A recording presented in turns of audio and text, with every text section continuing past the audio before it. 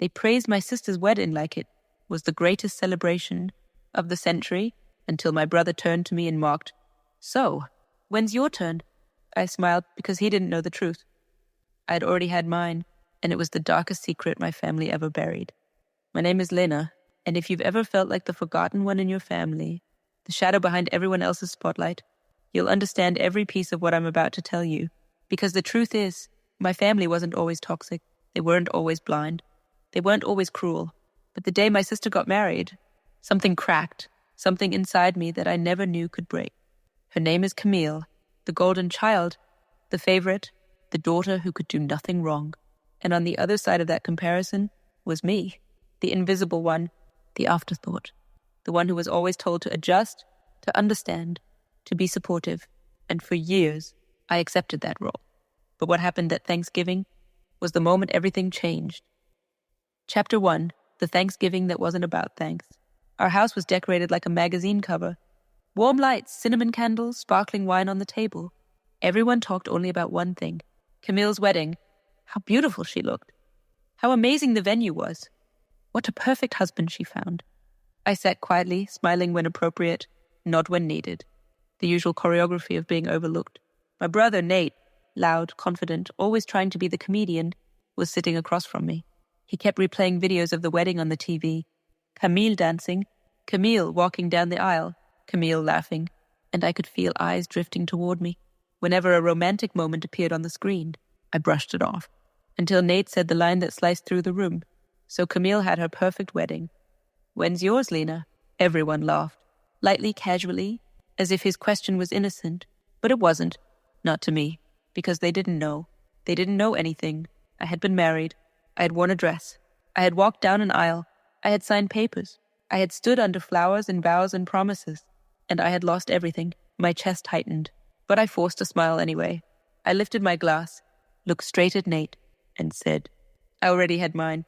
The room fell silent. Forks froze in midair. Camille stopped scrolling her phone. My mom's smile collapsed. Nate's face changed from amusement to confusion to irritation. "What are you talking about?" he asked. I didn't answer. And that silence was the beginning of the unraveling of the truth I had tried to bury. Chapter 2, the marriage no one knew about. 2 years before Camille's glittering wedding, I had my own. But unlike hers, mine didn't have chandeliers, or fancy flowers, or 100 guests taking pictures. Mine had 20 people. Half were strangers. The rest were his friends, not mine. His name was Miles, a man I met through work. Soft-spoken at first, gentle with his words, attentive enough to make a woman feel chosen, at a time when I felt unseen, unappreciated, and undeserving of anything good. His attention felt like sunlight. He called me the calm he never knew he needed. He brought me coffee every morning. He remembered tiny details. My favorite flowers, my fear of dogs, my habit of crying during emotional movies. He made me feel like maybe I wasn't invisible. So when he proposed, simple, quiet, shy, I said yes. I didn't tell my family. I wanted to. I tried to. But every time I opened my mouth, someone else had a bigger problem, a more exciting story, a louder presence. And somewhere along the way, I convinced myself it didn't matter. So we eloped. Just a courthouse ceremony, a dress I bought online, and a ring that wasn't expensive, but felt meaningful. We moved into a small apartment with yellow walls and creaky floors, and for 6 months, I thought life was good. I was wrong, very wrong. Chapter 3, the shift. The first change was subtle. Miles stopped asking how my day was, stopped laughing at my jokes, stopped holding my hand. He began coming home late, claiming work pressure, claiming deadlines, claiming stress. Then came the comments. You don't understand real responsibilities. Why don't you dress better? Your sister has more confidence than you. You should be more like her. Every comparison felt like a small cut, until they didn't feel small anymore. Then came the control. He began checking my phone, asking who I was talking to, why I was out, why I came home at a certain time. And then he began taking money. Small at first, then large, then everything. He convinced me it was temporary, convinced me he had debt to clear, convinced me that we're married, it's our money, until the day I found documents in his drawer, loans in my name, credit cards opened using my identity, transactions I didn't make. My heart sank. I confronted him, and that night was the first time he raised his hand. Not a slap, not a punch, a shove, a warning. He didn't apologize. He didn't regret it. He just said, "Don't make me look like the bad guy." And I realized the man who once felt like sunlight had turned, "She's better for me than you." Something inside me died that night. Not love, because love had ended long ago. What died was my patience, my silence, my willingness to be a shadow. I packed my bags, walked out, filed for annulment on the grounds of fraud and abuse, reported the financial crimes. The court process was long, but justice came like a storm of its own. He was charged. He had to return everything. His reputation collapsed. I returned to my parents' house without telling them anything. Not a word. Why? Because I knew exactly what they would say. "You should have told us earlier." "Why didn't you say anything?" "You always make emotional decisions. Camille would never do something so reckless." I wasn't ready for their judgment. Not then. So I let the past bury itself until Thanksgiving, when Nate forced it back to the surface. Chapter 5, The Revelation.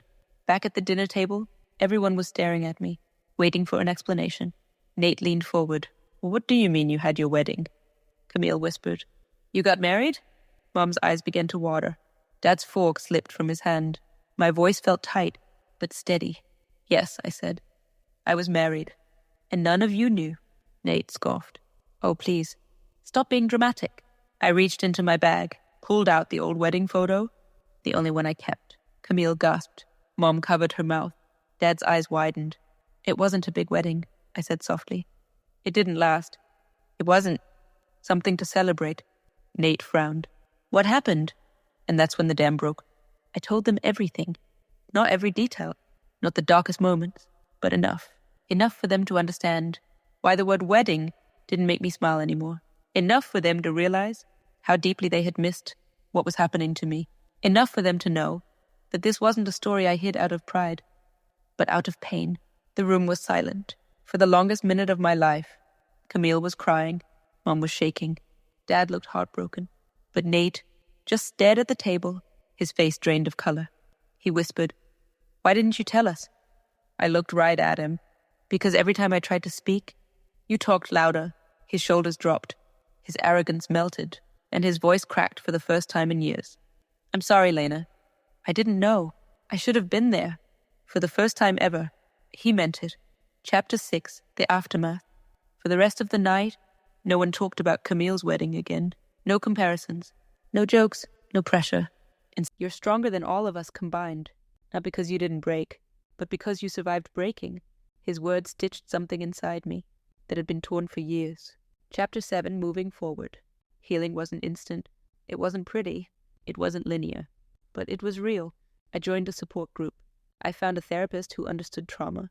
I rebuilt my finances. I found independence again. And eventually, I found peace. Not because my past disappeared, but because I stopped letting it define me. My family learned to listen, learned to care, learned to notice the quiet suffering that often hides behind a smile. But the greatest shift was inside myself. I wasn't the invisible one anymore. I wasn't the afterthought. I wasn't the weak link. I was a survivor, a fighter, a woman who walked through fire and still came out with her spirit intact. Final message. So when Nate asked, "When's your wedding?" and I replied, "I already had mine," it wasn't bitterness. It wasn't anger. It wasn't resentment. It was truth. A truth they never bothered to ask. A truth that shaped me more than any celebration ever could. A truth that taught me that strength doesn't come from applause, or fancy ceremonies, or picture-perfect moments. It comes from surviving the storms that no one else even knew you were facing.